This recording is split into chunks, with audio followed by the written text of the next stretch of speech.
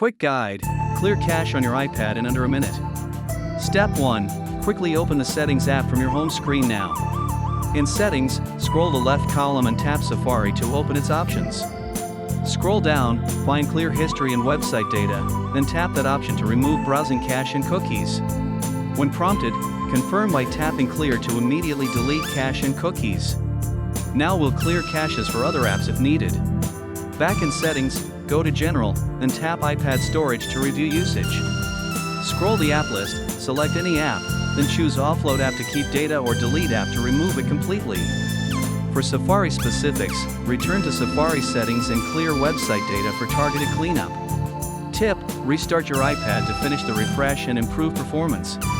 Quick recap: 1. Open Settings. 2. Clear Safari data. 3. Offload or delete apps as needed. All done. Your iPad cache is cleared.